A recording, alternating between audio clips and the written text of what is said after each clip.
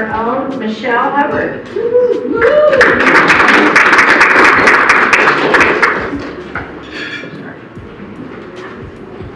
Thank you, everyone. Good morning, Soroptimist International, Oxnard. Good morning. Good morning. Good morning, Susan. Welcome for joining us again. Thank you for this opportunity to give this talk. I was nervous before the talk, and then I noticed that all of these are stories. And you guys are all my friends, and the talk is going to be as good as I can make it, and that's as much as I can do. And all I was doing was feeling scared. So I'm going to take a breath and move on, and that's how you lead with fear. And you don't have to do it out loud. Most important is that you recognize within yourself what is feeling scared, and what are the stories that you tell yourself to keep yourself from feeling the pain of being scared. So let's look first at what is fear? What really is fear? Well, it's something that's genetically hardwired into us to protect us from dinosaurs. And in our day and age, it's good to have the alert to danger, that's for sure. It's something to be aware of when a certain person or a certain situation makes us feel scared. Maybe there's a reason, pay attention. But what's become a big scary dinosaur to us now is when we're stepping out of our comfort zone, when we're moving into a bigger, more us way of being, and we're already saying yes to it, but we don't know how we're going to get there, and we don't know what we're going to look like afterwards, and we feel scared. All it is a feeling, but it triggers these stories that are all wrapped around not good enough. And that is to get you to not make this big scary move into yourself that you're starting to make, because it's more comfortable sometimes to just stay small.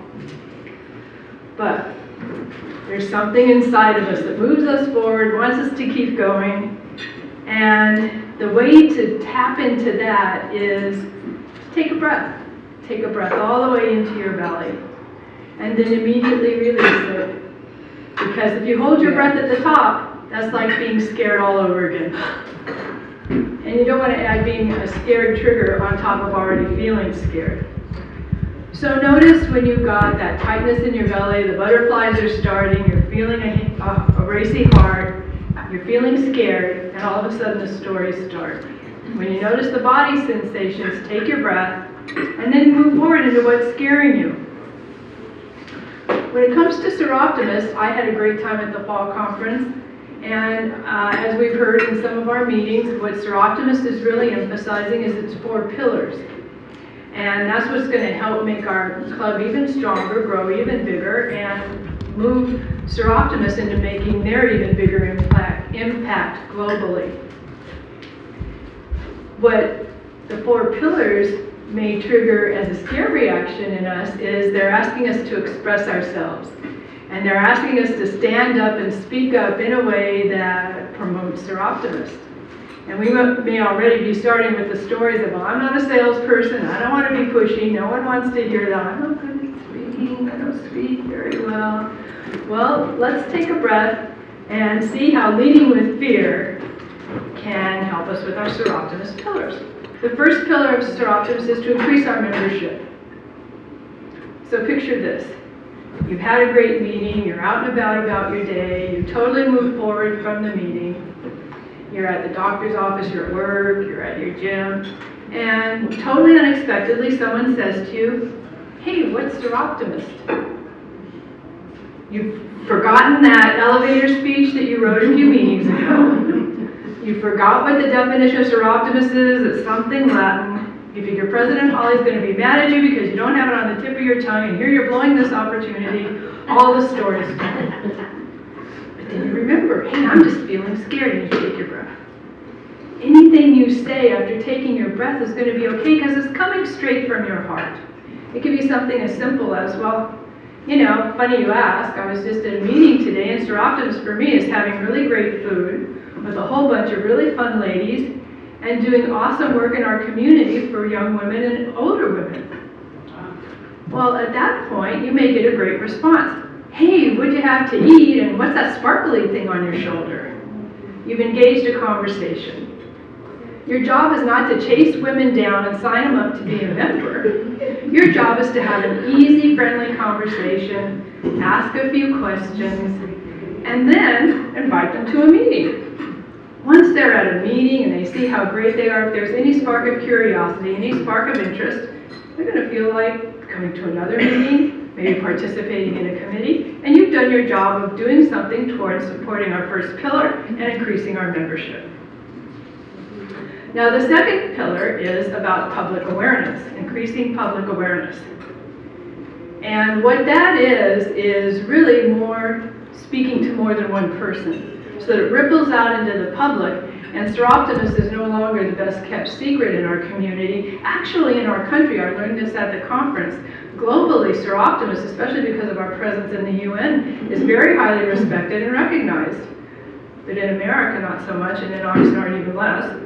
So, speaking to one little group of people, it could be friends, family, maybe you belong to another group, maybe you belong to a class at church, maybe there's some sort of a little group that you belong to that comes up to you and says, hey, would you speak about our Soroptimist? Anything that will allow you to kind of ripple our word out into the public is a way of increasing public awareness.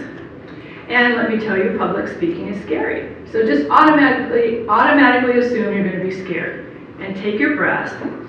And then here are some tips for when you have the attention of a group of people to make your biggest impact. Stand up tall. First is to stand up tall, because speaking in public is also involving being seen. You're being seen by more people than you used to being seen as well as being heard by more people. That can be uncomfortable, but when you stand up tall instead of shrinking so you're not quite so noticeable, you make your bigger impact. Then notice where your nose and your toes are pointing. This will help you land your attention. When you point your nose and your toes towards people, they can actually feel the impact of you noticing them, and that makes them want to pay more attention to you. Next, and this is a personal peeve, and if at all possible, eliminate, but for sure reduce your use of the word just. You are not just a group of women who do some sort of good works in the world. You're a group of women who do good work in the world. It makes a difference in how it's received when you just eliminate these words that minimize and take away your power. Just is the biggest one, so be aware of how often you use the word just and then start doing it less. And my last tip is to use your big girl voice.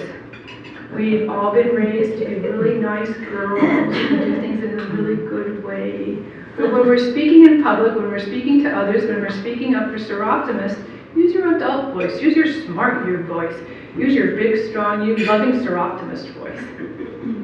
And remember, your job, even in a group, is just to have an easy conversation, engage some curiosity, and then invite them to a meeting. Now the next pillar, the third pillar of Soroptimist, is fundraising. And boy, can this ever trigger some scary feelings, because one of the things involved in fundraising is asking for money.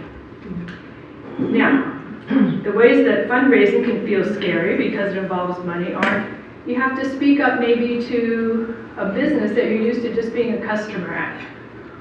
Or you might have an idea for a fundraiser, but you've never seen our club ever do it. To whatever extent you've been exposed to other Soroptimist clubs, you don't think that Soroptimist at all ever does this, and so you feel afraid to speak up on your idea. I believe it was the Manhattan Beach Club, where one of their members went, somehow was speaking with someone in the police department who was organizing I think it was a 10K run, some sort of a run. She had the idea of, hey, let's join their run for a fundraiser. Her club said, okay, yeah, let's, and it ended up being a $5,000, I believe the amount was, some several $1,000 fundraiser. So you never know where your idea may go. Go ahead, speak up on it, but then the other scary thing happens. Someone may say yes to it, and then you're going to have to organize it. So there's lots of different ways to feel scared about fundraising. But just remember, once again, all you're doing is engaging a business, a profession, someone who has money in a conversation, engaging their curiosity, and then inviting them to participate. If they want to come to a meeting, that would be so awesome, but if they don't have time for that, to participate in a financial way. The last pillar of Soroptimist is dreams. and specifically to Soroptimist Organization and our club, our Live Your Dream program and our Dream It Be It program. So speaking about our dream programs is always a good thing to weave any of these easy conversations you have with other people. You can also weave in our human traffic awareness campaign, our Bras for a Cause signature event that's a blast, and the comfort kits that mean so much to the women that receive them that a woman in Long Beach became a member of having received one. So let's say Dream It Be It is your heart, and that's why you're here and you're having this really great conversation and you're letting your passion show, and someone says, oh, that's interesting. Now, how many girls attended at your last conference and how many are you anticipating at the next one? You draw a blank. You don't know. You're even on the committee, you heard Carol say it, but you don't know in that moment what that number is. That's okay. In fact, that's really a good thing, because what you can do is say, oh my gosh, I'm drawing a blank. I don't remember. Listen, I know exactly who to ask. Can I have your phone number? Can I have your email? I'll get that information to you. Then you not only have their contact information to give them the answer to that question, but to send them Debbie's awesome newsletter, to let her know, oh, hey, here's our meeting coming up. You can keep in contact with them about becoming a member. Now, here's other ways that you can be a dream program role model. Have your own dream, so that you're moving towards it. You know what it's like to have a dream. You know what it's like to feel that shine of accomplishing something that means your heart to you. And then when you talk about belonging to a club that helps other women who are maybe at a lesser disadvantage achieve their dreams, it's going to make sense that you would belong to that club, because you're achieving your dream and shining because of it. Of course, you want to help other women do that. And it adds a nice touch for what you're saying about your passion for the club. Next is, go ahead, take your breath, talk about the dream programs, even if you don't know all the details. Again, it's a great idea to be able to get contact information from people. And last is to take a breath, learn about Facebook. We had a social media speaker at the conference on Saturday, and she said that Facebook is still making the biggest impact, and the Valencia Club had something like 4 or 5 members stand up that had come to them from their Facebook page. So learn Facebook. If you know Facebook, learn more about Facebook, and take the flyers that the committees go to the trouble to prepare and share them. Share your own experience with Soroptimist on Facebook. People will relate to you because they're your friends, and when they hear you talking, then they will feel an impact of, oh, I might be curious about that as well because she's my friend, she tells the truth, and I think that that sounds like a great program to be involved in. So leading with fear is to simply notice and admit that you're feeling scared, and then take your breath so that you can speak about the Soroptimist 4 pillars. Have an easy conversation, engage their curiosity, invite people to a meeting, and sparkle. Thank you.